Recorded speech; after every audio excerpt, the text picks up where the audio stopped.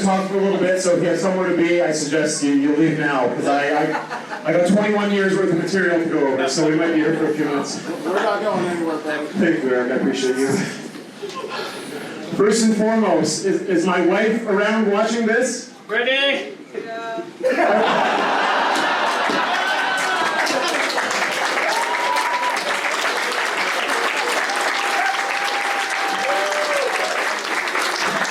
She absolutely deserves a standing ovation. She's got a lot of social anxiety and she had overcome some serious fears to be there.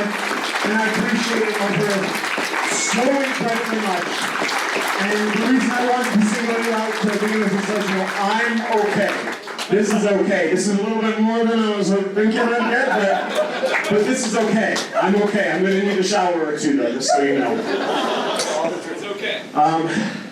So the other thing that this is going to be sad, but I just have to get this out of the way.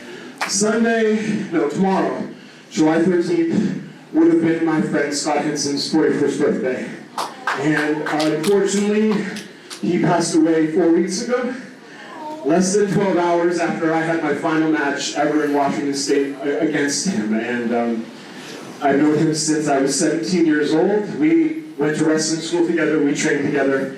He was the one who put out a post on Death Valley Driver saying, does anyone go to local wrestling shows in Vancouver? And I answered that post and I met him at a show. And a week later, I was wrestling on a trampoline in his parents' backyard. And many, many years later, we've done a lot and seen a lot. So I just want to shout him out first, and all of my friends, Kelly, Drew, Justin, Shane, all the BCW guys back in Vancouver. I know we're all hurting, and Scott means a lot to us, and truly none of this happens without Scott Henson in my life. So I need, after my wife, I had to shout him out second. So let's Scott,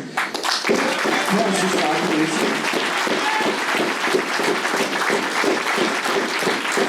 There are entirely too many people, not only in this room, but in general, for me to thank. I'm going to forget some people, but there's some amazing people who travel from literally all over the globe. Two of my very good friends, Al and Tim, are here from Canada. Sebastian and his friend are here from Germany. Chuck's here from Japan. My friend Timothy is here from Los Angeles. Bucky drove all the way from Peoria, Illinois. I met some fans earlier who drove from Pennsylvania, St. Louis, all over the South, obviously. All of you guys deserve the hugest shout-outs, and just SCI people in general who come year in, year out. Chattanooga. There's a reason why I wanted my final match to be in Chattanooga, and it's truly the fans, first and foremost, where it feel right to me, you know? I obviously made my name in the Pacific Northwest, but it wasn't until Dylan Hales forced Kevin Koo's hand and booked me at SUP in 2018. And after I wrestled at SUP, Dylan took me aside and said, I don't care if I have to pay for the flight myself. You are going to be in SCI next year. They honored Dylan's word. They flew me. SCI was the first company that ever paid for a plane ticket for me. They brought me here to Chattanooga in 2019. I obviously won the tournament that year. Been a momentous occasion in my life. Kind of set me on a path that has me here 5 years later, having my final match ever in Chattanooga. So thank you to Dylan, thank you to Matt, thank you to Scott Hensley, thank you to everyone who has anything to do with SCI, the tech people, camera people, sound, Skunk, oh my God, Skunk, the last 5 years. All the players in the back, I'm sure a lot of locker rooms here in the Southeast with a lot of really amazing, talented wrestlers who, some of whom, are getting out and getting all over the world, and some of them truly are underappreciated and unheralded, and you guys need to recognize just how special this region is, and how special all these people are, and just how amazing the South is. Obviously, I have to think there's a lot of promoters who took me all over the world, all over the Northwest. WXW in Germany brought me over there a couple times. That's crazy. You told me when I was 17 years old, when I was 32 years old, and I'd be winning ambition tournaments in Germany and the like. It's truly, it's all cherry on top stuff, guys. And like I said, I've said this many times, nobody gave a damn about Daniel Makabe until I was truly 33, 34. Like, my friends loved me and my parents loved me and all that stuff, but no one outside of the, my inner circle of people truly knew who I was. And then, the rocket kind of went off into space, and I got to see the world and do a lot of amazing things and meet all of you. So it's never too late to start wrestling or do anything. Take up a hobby, start a band, do whatever. That's what I'm going to do. I'm done tonight. I already played a few bands. I'm going to start a few more. Why not? I appreciate you guys. I appreciate you. You guys are the cool. I appreciate everyone here in the back. I appreciate shiny shoes. It's a man. Shiny shoes referee my first match with Kevin.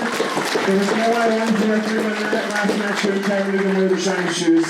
I appreciate Kevin Koo so incredibly much. Kevin Koo was booked in Seattle in November for GCW, and I took him to this really romantic spot in Seattle, and I asked him if he'd have my final match with me. And people literally would propose to people there. It's like the best look. If you're ever in Seattle, it's up in Queen Anne. It looks a little city. But, yeah, Kevin Koo's someone that I met on that fateful day in Nashville in 2018, and earlier this year, Kevin Koo was one of the groomsmen in my wedding, which is pretty amazing.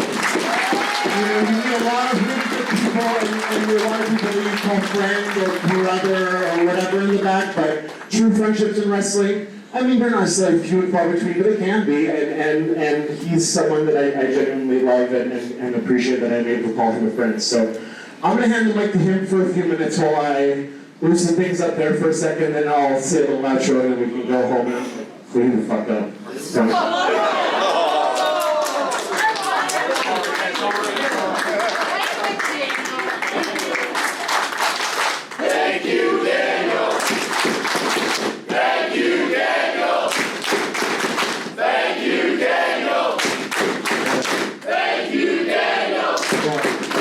too much time because it's not about me, but truthfully, I probably shouldn't have done this match.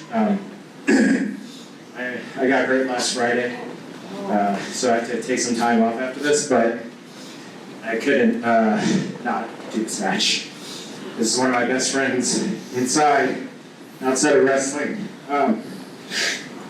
It's been a hard 6 months, but you were always there, so quick Twitter DM, even though we have each other's phone numbers away. You're like my second wife.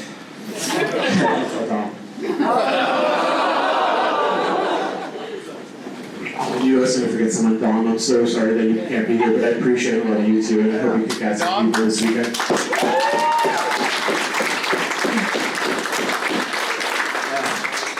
I've never been asked to be someone's last match. I didn't think that I would. Thought I would long give up before anyone other my friends.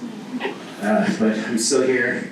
It's actually the 10th anniversary of my first ever match, so I'm more than honored to get to see the ring. Possibly the greatest professional wrestler.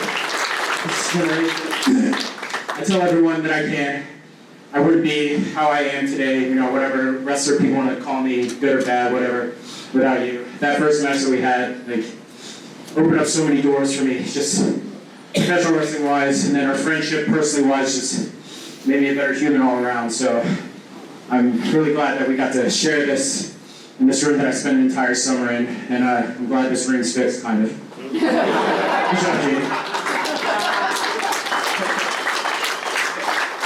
But seriously, I think you're one of the best professional wrestlers in the world. Yes.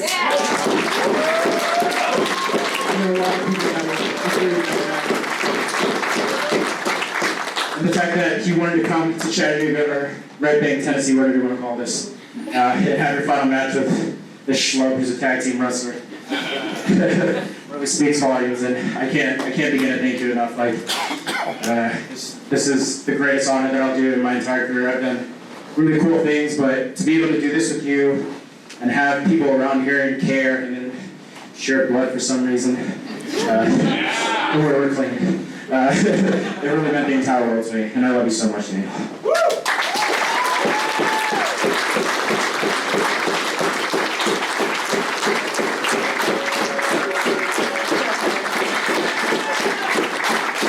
Okay.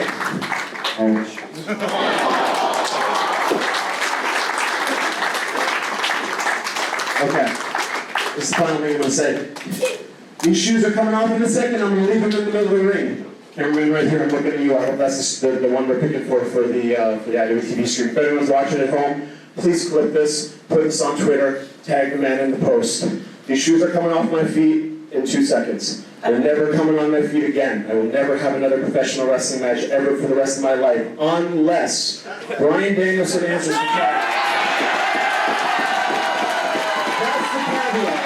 That's the exception to the rule. Tag a minute. Bryan Danielson, B-R-Y-A-N. He's from Aberdeen, Washington. It's not that nice of a place, I assure you. I'm from the Northwest.